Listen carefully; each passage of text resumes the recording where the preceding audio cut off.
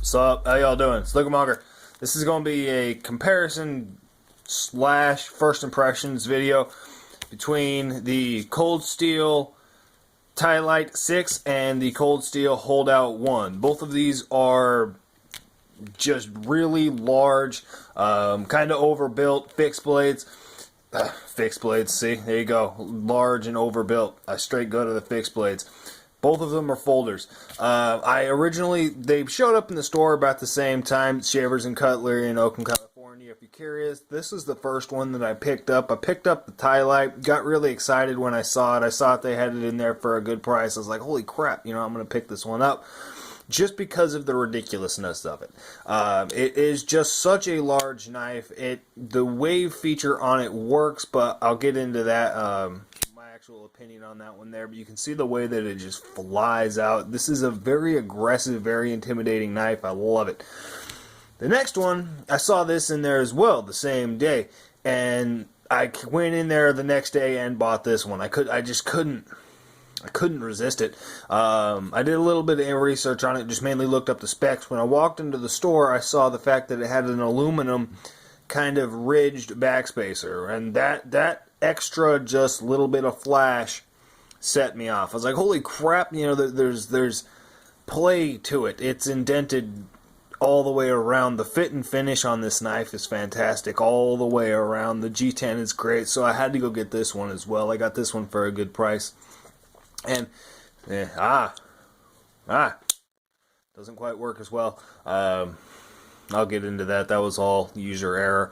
But this is my first triad lock, which is just kind of a cool thing. I'll get into my impressions on that. The reason that I'm doing a versus video between these two knives, seeing as how the only similarity they really have is their size. Looking up the specs on these blades is the reason that I decided to throw this up together. I'm going to read them off together. The blade length on the Ti Lite is 6 inches. The blade length on the Holdout 1 is 6 inches. The blade thickness on the Ti Lite is 0.157 inches. The blade thickness on the Holdout is 0.15 inches. The overall length on the Ti Lite, is 13 inches. The overall length on the Holdout is 13 3/16 inches. The handle length is 7 inches on the Ti Lite, and the handle length on the Holdout 1 is 7 3/16 inches. Okay. The holdout weight is 7 ounces. The Ti Lite weight is 6.8 ounces. Now, when you get into MSRP, there's a bit of a variance. MSRP, $250. MSRP for the Ti Lite, $95. Now, what you're actually gonna pay anywhere in a store, you're probably going to wind up paying anywhere between, I'd say, $50 to $75 for this. If you're looking online, that's about what I paid for it, okay? The Holdout 1 is a little bit more expensive. It's going to be about a $90 to $100, maybe $110 knife, right? Depending on where you get it from. So, it is a little bit of a price gap, but those specs are just too close with the knives being so different. Now, my initial impressions we'll get into, hold on. This is how I've decided I like closing this, right? Get it down, shake it a little bit, works great. Okay, Ti Lite. Now, this is a very purposeful blade, okay? This is a defensive fighting knife, right? And for that, it's fantastic. It gives you a lot of reach. That dagger profile blade, the way they've set this blade up, it's made out of AUS-8 steel, by the way. And another thing, I just want to mention this actually. This is the only knife from Cold Steel, actually from almost any company, that says AUS-8 on it. This is as well, I mean, the Holdout here is AUS-8 as well, but it doesn't say it. It's weird.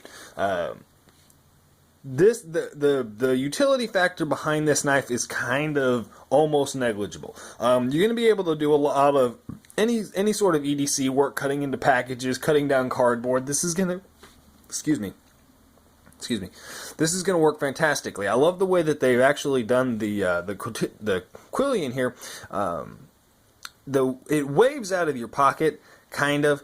I'll get into that. I'm going to do a review on this as well, but you can just kind of put your fingers right here and hold it like this. It's very maneuverable. It's very, very lively. The balance point is all the way back at about that point there, right? So when you do hold it forward, the balance point is all the way in the back of your hand. Gives a very lively, very maneuverable feeling. That's not, I wouldn't ever fight like that, which is the intended purpose of this knife. You're going to use that reach, you're going to be able to use it, and for that, I love the little bit of a flare that comes onto the back of this handle. Gives you an excellent retracting grip. My fingers just kind of fall into these holes, and I do have confidence that this is a secure purchase, okay? Now, the Holdout 1, on the other hand, has some positives over the Ti Lite as far as a tactical blade, right? But it also has a lot of drawbacks, and what those are, the positive is obviously just the blade shape itself. That's an aggressive blade shape. The weight is a little bit further forward, so when you get a grip further back on this knife, the blade weighs more, the weight is a little bit further out, and there you get a better chopping effect with this. You don't really have the ability to chop with this knife. You can obviously slash. I mean, it's going to work, but it just doesn't have the weight in the right places to do that properly. But the ability of penetration is going to go to the Ti Lite. I mean, this thing is going to sail through material. It's just going to... The large wound channel is a positive, however, it's a major negative in having to cause that large wound channel. That's a lot more energy, it's a lot more pressure that's necessary. I love the texturing. The texturing is a fantastic purchase. I did go beat this on a tree the other day. I took out it was a stick, I'd say, I don't know, 2.5, 3 inches around. Just decided to chop through it, see if it could. Did a really good job. Both of these knives came razor sharp out of the box. If you watch any of my videos, you might have been wondering that. Very, very nice, very good fit and finish on both of them. I don't have any gripes. But the negative on this one, the biggest negative on this knife is grip, okay? Any sort of forward moving, any sort of thrusting motion you're going to be doing with this knife, you're going to have a excellent grip. Though it's tapered down, that G10, the holes, it does give a superior purchase. But it's the tracting motion that is just a severe negative. Now, the way that it is shaped is the reason you're never going to slip up on this knife. No matter what you're doing, no matter what you're really stabbing through, as long as you have a really good grip, it's going to be really hard to lose it and actually slip up onto the blade.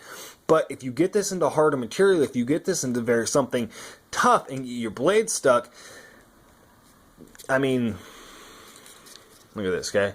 I'm going to be safe with this. Blade's in that direction. I'm going to pull as hard as I can. Let's see if I actually just want to know this, right? Okay. This hand would give first. You could probably see that slipping. But I can feel this slipping. I can feel this hand slipping off of this. I mean, I would definitely go, this hand would definitely go first, but you don't have proper retracting grip with this knife, and that is just a detraction as far as combat use, as far as tactical use. Carrying it, however, is a world of difference. The profile of these knives, this has a better grip all the way around. This is phenomenally better to carry. It sits in your pocket, it sits in your waistline nicely. This one does not. It's aggressive, it's got pointy bits, it sticks you when it's actually, I mean, look at that. That wave feature kind of works, and then again it kind of doesn't. I like it because you can actually just kind of, you can hit it on whatever you want, you know what I mean? You don't, it can just, you see what I'm saying? So you can actually just hit it on your leg, hit it on whatever you want, the table. You can just hit it on stuff and flip your blade open. And that's really cool. But in the pocket, because this sits so low in the pocket in your waistline, it kind of just digs into you. You do notice it. It's big. It's bulky. The weight is unobtrusive on either of them. I mean, for the size, you know what I mean? For what this is, you just don't notice it as far as the weight. Carrying profile, this isn't obnoxious to carry. Okay, I'll say that. This is better. This is phenomenally better. However, this is not bad. For as big as it is, for as heavy as it is, for as much blade as here, this thing carries very, very nicely. But this thing, damn it, this thing carries badass. That's actually not how I've been deploying this. My method of deployment, preferred method of deployment, is a flick. I can't really do it on camera, but it's just a down, upwards motion. It comes out every time very reliably. You can hear it. You know what I mean? So it works fantastically well. That's how I've been doing it. Technically speaking, by the word of the law, that makes this illegal to carry because it's a gravity knife. If you can get it out with the flick of the wrist, it's a gravity knife. So under the word of the law, this thing is actually illegal to carry on both of them. But that's just due to the weight of the blade. It's a big ass hunk of steel. The moment you break that detent, it's coming flying out. And the same thing with this. The moment you get this blade past this point, it's just going to close. You know what I mean? Any downward motion is going to close this blade. So you just down, up, and it deploys the knife really well. I'm a big fan of both of them. I'm going to be doing an in-depth review on both of them, but I'm kind of just rambling now. Better for utility, better for work. Honestly, a better EDC knife, if you're looking into carrying something in this EDC, is the holdout one. In this size EDC, is the holdout one. Better fighting knife. Honestly, I don't know why, but just more impressive knife. I think this thing is cooler. You know, nobody's gonna be like, oh, that's not badass, but this is really badass. So that's it. Ti Lite 6, holdout 1. Y'all have a good one.